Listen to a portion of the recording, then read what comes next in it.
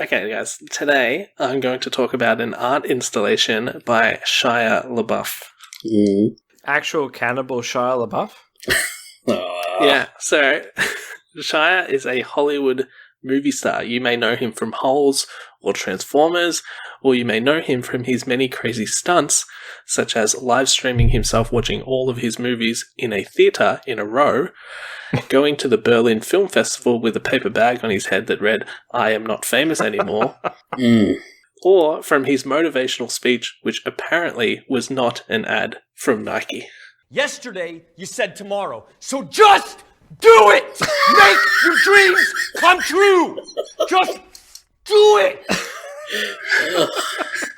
Very passionate man. I missed that rat tail he had as well. That was beautiful.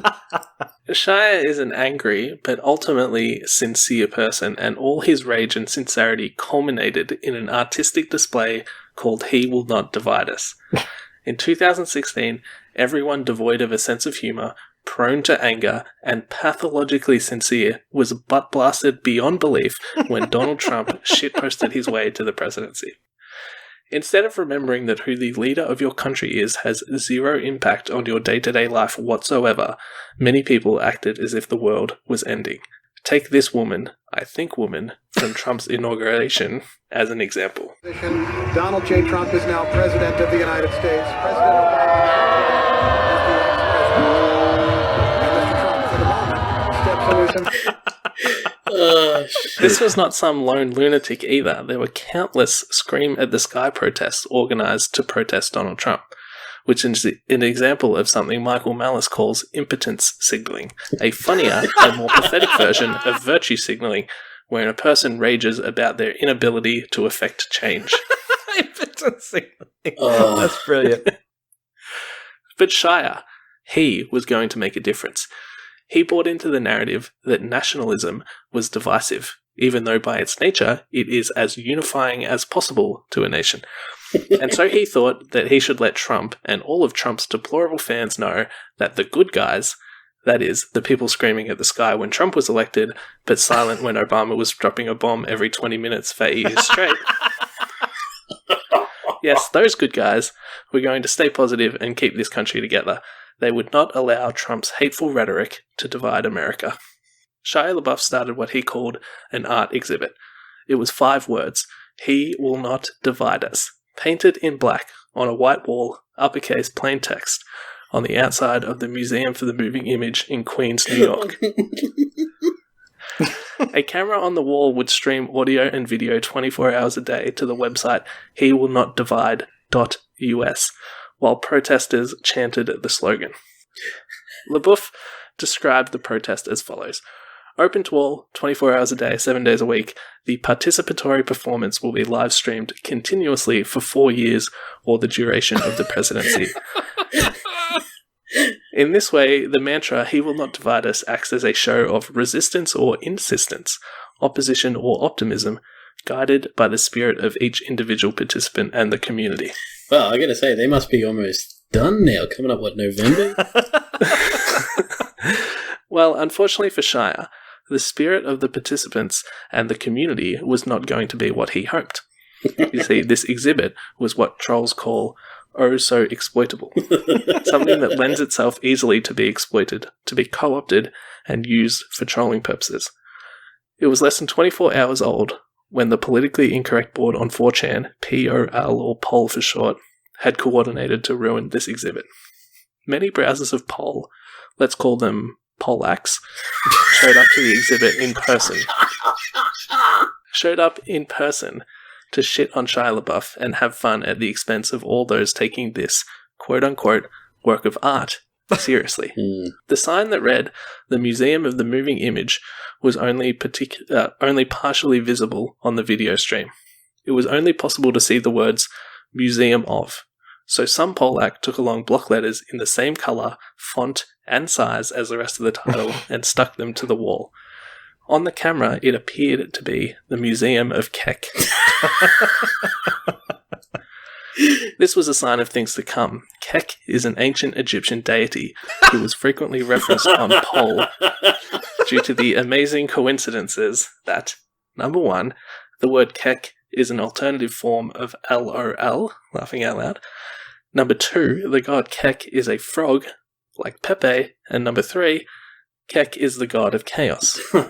This may need some explaining for normies. Hold on. Kek meaning lol was important since trolls do everything for the lols. That means for fun and for laughter. Pepe, the once universally memed frog from a cartoon strip, became an officially designated hate symbol by the ADL after someone yelled Pepe at Hillary Clinton as she denounced the alt-right in a speech. And then legacy media boomers found 2 racist images of Pepe online, which obviously counteracts the millions of non-racist Pepes, the same way that shirts are racist because it's possible to put a swastika on a shirt. The chaos part is just because trolls love chaos. Chaos is fun and interesting. Donald Trump represented chaos and uncertainty because he was not a boring establishment candidate who said all the things a politician is supposed to say. This, in my estimation, is why Donald Trump was so popular with trolls, shitposters, and poleaxes. He was interesting. He represented the possibility for change and gave them plenty of material to work with, because some of the easiest people to troll are bleeding heart anti-Trump leftists. Yup. Anyway, I'm getting off track, but the sign put up was symbolic. It indeed did become the Museum of Kek. That is, an exhibition, a display of the politically incorrect board on 4chan come to life. People started showing up to cause chaos and piss people off. Some recited the 14 words of white nationalist slogan. Some went on rants about liberals that you could generously call offensive. Some shit on Shia LaBeouf, to his face, because he was there in person quite often, to strangers, and to the camera. Some gave their reasons for why they think the Holocaust didn't happen. Some held up signs. Some just walked around with the most offensive item of clothing imaginable in New York City, a Make America Great Again hat. Some drank milk because, as everyone knows, milk is racist. Some just shouted out Pepe, praised Kek, or simply screeched. One Polak came late at night in a balaclava and placed an MP3 player next to the camera so everyone watching could hear the troll anthem Chatelet play on repeat for 6 hours until Shia LaBeouf returned in the morning to turn it off. Chatelet, much like Kek, became a troll symbol due to many amazing coincidences. The obscure 80s disco song was made by an Italian band named Pepe, and the album cover of the single just so happened to have an image of a green frog holding a magic wand. The idea that Trump was going to be elected through meme magic seemed to have come true. The fact that this song also happened to have a very silly but catchy melody also helped, I'm sure. Anyway, He Will Not Divide Us quickly became an endless parade of poleaxes showing up to ruin this leftist exhibit, coming up with different ways to troll Shia and offend anybody who logged on to hewillnotdivide.us looking for a powerful anti-Trump movement. Even Sam Hyde showed up to make edgy jokes about Jews, and Brittany Venti came just to troll. I came there to trigger people, and it was great. That was Brittany Venti. She actually did some very good troll work. She did. Ironically, the art exhibit was bringing people together. It was an amazingly diverse crew of trolls who showed up to piss off the liberals. Quite a few Asians, Hispanics, and even a few black people. The trolls who showed up were much more diverse than the overwhelmingly white supporters of Shia LaBeouf, which added another layer of hilarity to the troll. Perhaps the most heartwarming moment of the exhibit was when a black man and a white man together held up a pizza box, proudly showing off their pizza to the camera. It was a cheese pizza with jalapenos arranged into the shape of a swastika. Jesus. What a wholesome experience. It was a shame that it was all about to end. You see, all this trolling was taking its toll on our humorless friend Shia. The light-hearted Nazi references were starting to get to him. He started screaming in people's faces, pushing people around, and he even punched a man who tricked him into taking a video selfie of him defending Hitler. Hey, Shia. Hey. What's up? Bang, bang. Hitler did nothing wrong. Hilariously, Shia was arrested. Shia was arrested for punching one of his own supporters off camera, thinking it was another Polak because he was so on edge from being mercilessly trolled for 5 days. One of my favourite moments from the exhibit is when a white girl sees Shia being arrested and says to the cops, "If you arrest him, you have to arrest all of us." And then the cops just ignore her and walk off with Shia in handcuffs. She just stands there and doesn't move. It's the most pathetic I am Spartacus moment in history. It's so weak and it just tickled me for some reason. Shia was kicked out of New York and sent back to Los Angeles. With Shia LaBeouf gone, the exhibit was leaderless, like Nazi Germany after Hitler fled to Argentina. Oh, fuck it up. And much like Germany after Hitler fled to Argentina, a wall was erected to keep out the quote-unquote fascist agitators. Yes, that's right. Trump was being divisive by promising to build a wall, but it was the Liberal Museum in New York that erected the first wall of the Trump era, and the New York Police Department started monitoring the area 24 hours a day. Ugh. The exhibit was meant to stand for the entirety of Trump's presidency, whether that be 4 years or 8 years. But on February 10, only 21 days into the exhibit, the Museum for the Moving Image decided that it was a public safety concern and ended their involvement. The He Will Not Divide.us site changed their live stream to simply a black screen with the words, "The museum has abandoned us," in white uppercase block letters. What a sad ending to a beautiful art exhibit. It was fun while it lasted, but all good things must come to an end. Wait, what's that? He Will Not Divide Us has been renewed for a second season? Wow, my favourite reality TV show is coming back. Oh no. Shia LaBeouf moved his shitty message and camera to a white wall on the El Rey Theatre in Albuquerque, New Mexico on February 18. It wasn't even up for 4 days before it was shut down again. While the trolling was limited this time, a major cultural difference between New York City and New Mexico was what made the project come unstuck. That's right, guns. First, a Hispanic man pulled a pistol out of his pants on the live stream while saying to the camera, "Fuck Trump and his supporters." Oh shit, we're supposed to be uniting people, not causing further division with threats of violence.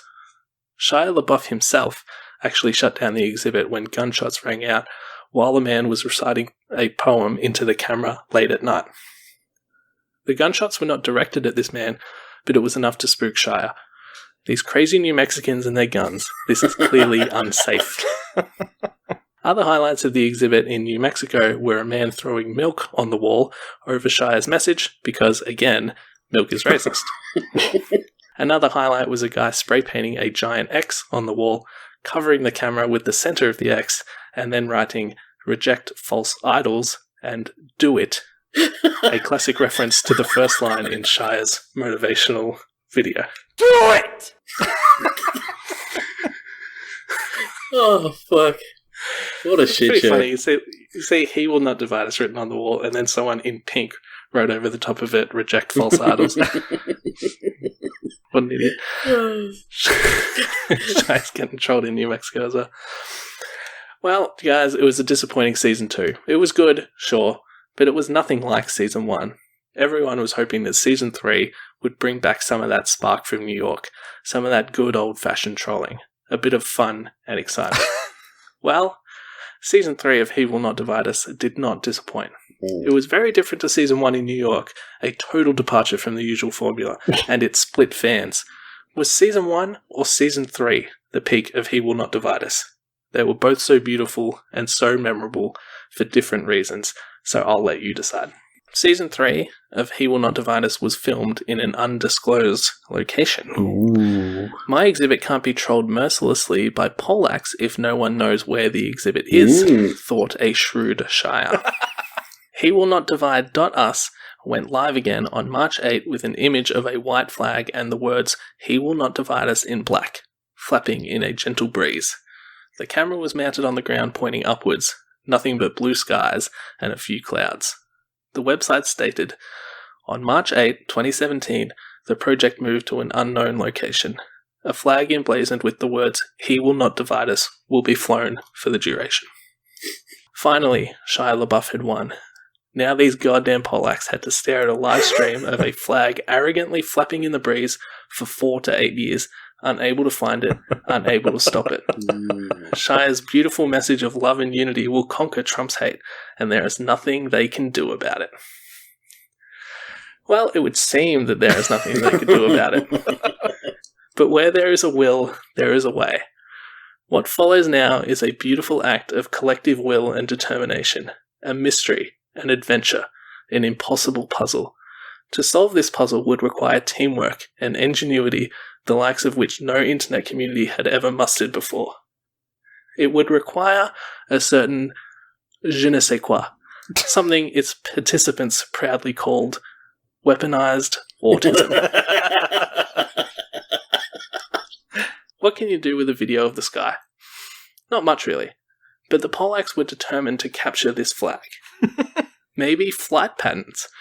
You see, occasionally planes would fly overhead, so Polacks started taking notes. A plane just flew in this direction, and a certain number of minutes later, a plane flew in this other direction. Cross-reference that with the flight radars, and you can start to narrow down potential areas. Then it got dark. But this was actually a clue. Time zones. You see, on the stream, the sun went down at a time that means it was in the east of the country. 2/3 of the potential areas they had already found by flight patterns were just eliminated. Then the stars came out. Star mapping helped narrow it down even further. It was all coming together. Then, a major breakthrough. Some Polak found a post from a random account on Twitter.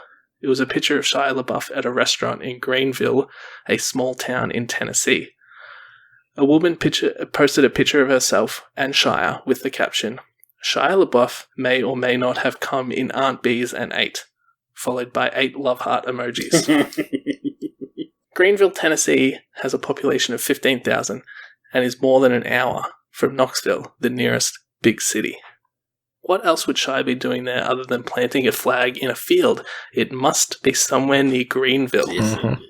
This general area was indeed one of the regions the Polacks had narrowed their search to, but now it was almost certain. With the star maps and flight patterns, people started predicting planes. In a few minutes, 2 planes will appear from the bottom right of the camera, flying towards the top left of the camera. Sure enough, there were the planes. It was in the general Greenville area, for sure. Now it's time to find the specific field. Since the stream had audio, maybe there were clues. Well, some Polacks could hear the sounds of frogs croaking.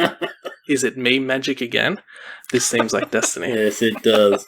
By mapping the flight paths, cross-referencing with star maps, estimating the angle of inclination of the camera, and then searching for places on Google Earth that are near bodies of water that could contain frogs, a few particular fields were identified. What's next?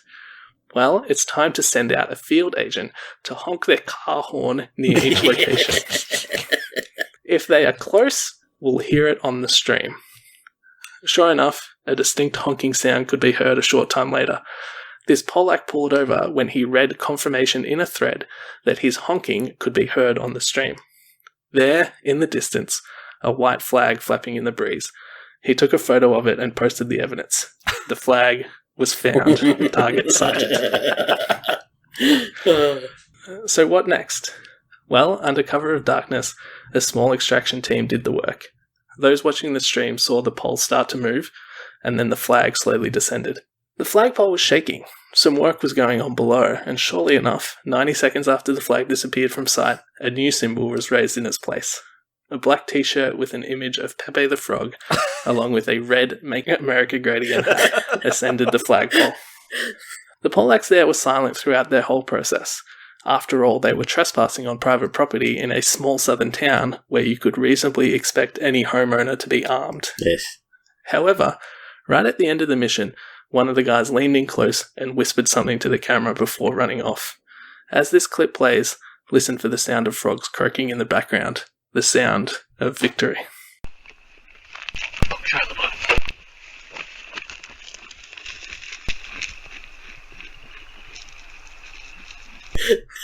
In case you didn't hear, he said, "Fuck Shia LaBeouf." Brilliant. All up, Season 3 had lasted only 38 hours and 14 minutes. Oh. That's right, a day and a half after a flag was flown in a field at an undisclosed location, it had been found and taken down. No one knows where the original He Will Not Divide Us flag is now, but shortly after it was taken down, a man posted an image of the flag inside his house with a piece of paper laying on top as a timestamp. So that guy's got a pretty good souvenir from the He Will Not Divide Us era. If you were to put that flag up for auction, like proof that it was you who did it, I reckon you'd fetch a pretty penny from the authors. Handsome price. Princely sum. Yeah. Fuck. There was a Season 4 of He Will Not Divide Us in Liverpool, England, that started 12 days later. A new flag was made, a replica of the stolen original, and flown on top of the Foundation for Art and Creative Technology. But it was taken down by the museum after only 25 hours, a new record, due, in their own words, to dangerous, illegal trespassing. That's right. People had been trying to get on the roof, but they were stopped by security guards. One person even created a fake press pass in an attempt to trick a security guard into letting him onto the roof. Fuck. It didn't work, but 3 other lads managed to scale the outside of the building, and one of them appeared on the live stream, looking directly into the camera while covering his face with a scarf. They were unable to take the flag down because they didn't have scissors to cut the zip ties that fastened the flag in place. But still, the police were annoyed, and the museum smelled a lawsuit. What if some Polak injures himself while trying to take this flag down? We have to shut it down. Mm. Now, just like The Simpsons, He Will Not Divide Us didn't end there, while it was still on top. Future seasons were all boring and lame. Plus, they started too late. The next installation wasn't until 5 months later, in August, when the stream started again, with just a He Will Not Divide Us flag on a wall indoors. That's right, on a blank wall in someone's private home. How pathetic is that? Interestingly enough, though, the flag was actually found, and some Polak shined a light through the window to prove it. But no one actually bothered to break in or do anything stupid because, after 5 months and 4 embarrassing defeats, Shia had become something celebrities fear more than being hated. He had become irrelevant. You lost, you lose. Oh. Shia was well and truly divided. There's an old saying, never wrestle with a pig. You both get dirty, but the pig likes it. Shia was fighting an invisible enemy, a group of shitposters, each with untapped potential, too much time on their hands, laser-like focus due to their condition, and deep reserves of intelligence and technical know-how. The moral of this story is to never challenge 4chan, and if they challenge you, just cut your losses and give up. You cannot win a shit fight with people who fling shit for fun. I'll let Brittany Venti sum this up. You know what? The whole reason this shit is happening is because too many people are just too butt sensitive. Like, you poke their butthole and they fucking explode with diarrhea all over you. And that perfect display of that was when Sam High was here. That was the most crazy day. People would just get too angry too easily. Meanwhile, we just don't give a fuck. Meanwhile, we just don't give a fuck. That's that's why you can't win. That's right. It. You can't be emotionally invested in something and try to win a fight with somebody who doesn't give a fuck. Yeah, that's right. Yeah, the harder you fight it, the more they're winning. Like, it's... Because they just feed off your anger and That's frustration, and it's just good fun. It's like quicksand. The more you struggle, the quicker you get sucked in. You just got to stop fighting. Yeah. Yeah.